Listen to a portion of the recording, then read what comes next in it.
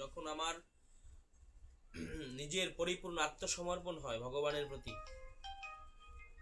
ভাব উদয়ের আগে আরো 6টা বিষয় রয়েছে, মানে 6টা ধাপ রয়েছে। সেই ধাপের পরেই ভাব উদয় হয়। এখন সেইটা হচ্ছে কি, সেটার মধ্যে একটা হচ্ছে এই সাধু সঙ্গ। সাধুর সঙ্গে গুণে রং ধরিবে মরিলে ময়লা দূরে যাবে, এরকম রয়েছে। তারক সরকারের গানে রয়েছে যে সাধুর সঙ্গে গেলে তার সাধুর পরশে, সাধুর দর্শনে, সাধুর স্পর্শনে দেহের কুলুশকালিমা দূরীভূত হয় এবং চলার পথের, ঈশ্বরের পথে চলার যে রাস্তা, সেই রাস্তা পরিষ্কার হয় এবং নিজের অন্তরে সাধুর সঙ্গে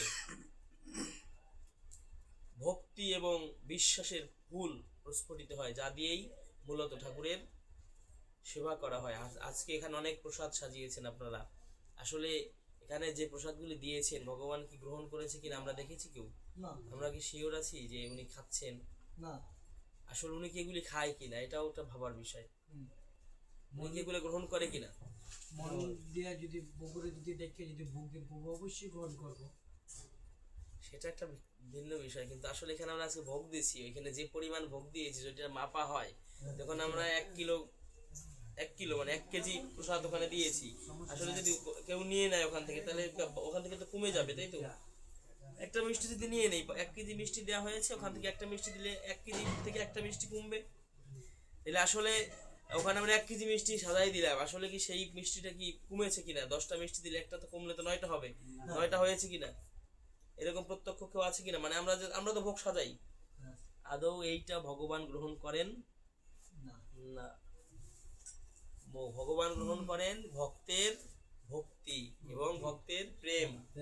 যদি বিশ্বাসের সহিত ভগবান ভক্তের রাতুল চরণে নিজের দেহ মন প্রাণ সঁপে দিয়ে নিজের আত্মস্থ হয়ে, যে প্রভু আমি তোমার এই প্রপঞ্চ জগতে তোমারই কৃপায় আমি এসেছিলাম, কিন্তু আসলে এই সংসার মায়াজালে আবদ্ধ হয়ে এই প্রপঞ্চ জগতে মায়ামোহ পাশে পড়ে আমি তোমাকেই ভুলে গিয়েছি। যদি তোমার কৃপা আমার প্রতি বর্ষিত হয়, সাধুর কৃপা যদি হয়, ভক্তের বৈষ্ণবের আশীর্বাদ যদি আমার প্রতি বর্ষিত হয়, তাইলে হয়তো আমি তোমার রাতুল চরণে আমার এই প্রেম ভক্তি দান করতে পারি। তো সেই প্রেম এবং ভক্তির ধর্ম নিয়েই হরিচাঁদ ঠাকুর এই জগতের বুকে আসলেন।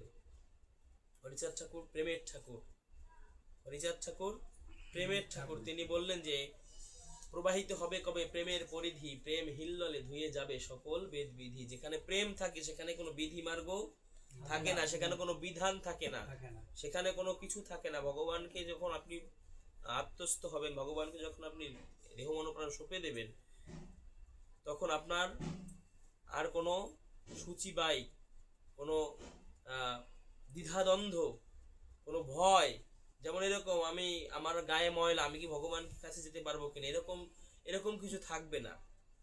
যদি কেউ মানে একনিষ্ঠতা হয়, যদি কেউ সমর্পিত হয়, সমর্পিত দেহমম আমিত্ব কি আর আমিত্ব স্বামিত্ব তুমি সর্বমূলাধার। এই প্রপঞ্চ জগতে আমার যাহা কিছু বলতে যা আছে, অশ্বিনী গোসাই বললেন আমার বলতে নাই কহেন ধন, সকল ধনের কর্তা তুমি ব্রহ্ম সনাতন। আমার বলতে নাই কহেন ধন, আমার এই যাহা কিছু আছে, আমার এই দেহ, আমার এই মন, এই জীবন, এই যৌবন, আমার কিছুই নয়, সবই তোমার।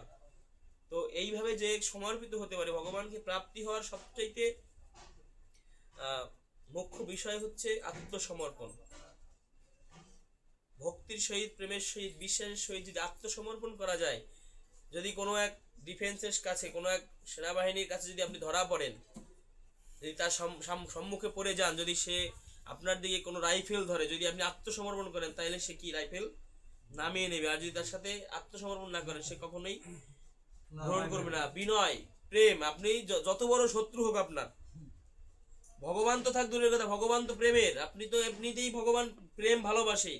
ও সে প্রেমিক পেলে করে কোলে, হরিসঙ্গীতের মধ্যে আছে, ও সে প্রেমিক পেলে করে কোলে, প্রেম শূন্য দেখলে লুকায়। তো যখন আপনি আত্মসমর্পণ করবেন, তখনই আপনার সমস্ত কিছু তাতে বিলুপ্ত হয়ে যায়।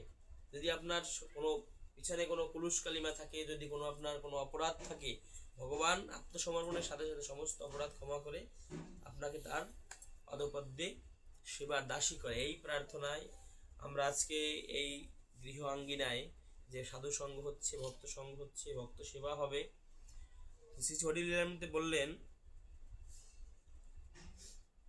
যে